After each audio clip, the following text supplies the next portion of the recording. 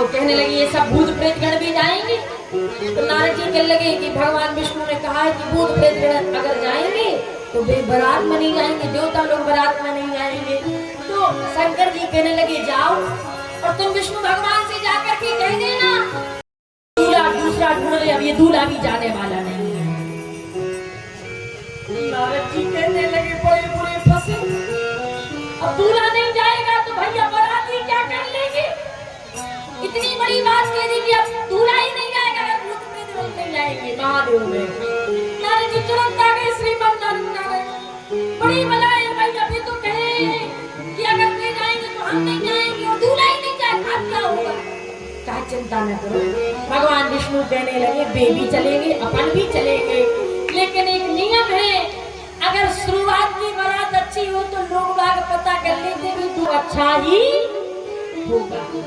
एक काम करेंगे, हम सब अच्छे अच्छे बाराती आगे आगे चलेंगे और जो भूत प्रेत गण सब पीछे चले चलेंगे। नारद जी कहने लगे कि अगर ससुराल में जाता है दूल्हा सीधा मुख करके तो ससुराल का ही हो जाता है, इसलिए हम सोच चुके हैं कि हमें अपना घर बार नहीं लगे और क्या बाद में फिर उन्हीं के बन जाएंगे, उन्हीं के बल पर जिएंगे, इसलिए हम सोच करके जा रहे हैं कि हम उल्टे ही बैठ करके जाएंगे।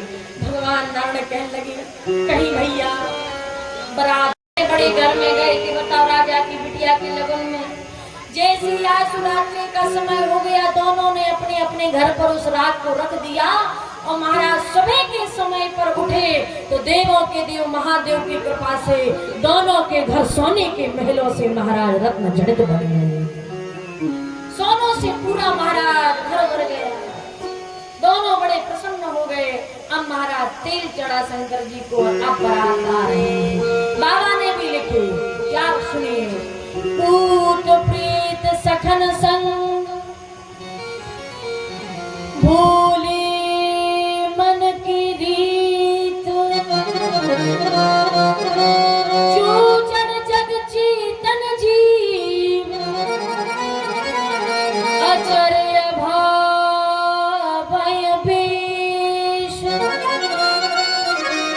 महाराज जड़ जग चेतन जीव अजीब महाराज सब भगवान शंकर की बारात में चलने के लिए तैयार हो गए हैं।